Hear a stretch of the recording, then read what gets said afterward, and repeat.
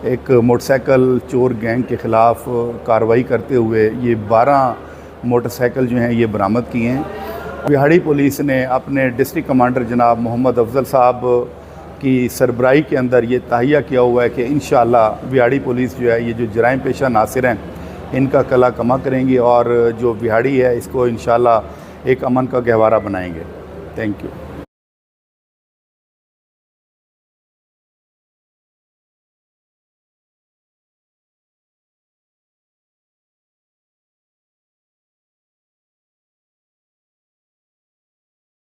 तो वहीं से चोरी हुआ और सेम डे में मेरी एफआईआर दर्ज हो गई और आज मुझे एसएचओ साहब की कॉल आई है तो मैं इनका बड़ा शुक्रगुजार हूँ। इन्होंने मेरा बाइक मोटरसाइकिल रिकवर करके दिया है। आज से 3 मंथ पहले मेरी बाइक चोरी हुई थी, उसी दिन ही मेरी एफआईआर हो गई थी और आज मेरे थाने से कॉल आई है कि आपकी मोटरसाइकिल मिल गई है। सर मेरा 1 माह पहले मोटरसाइकिल चोरी हुआ था और मैंने दरख्वास्त दी थी। 1 माह बाद मेरा मोटरसाइकिल बरामद किया और एसएचओ साहब ने मुझे आज मोटरसाइकिल दिया। मैं पंजाब पुलिस का शुक्रिया अदा करता हूँ।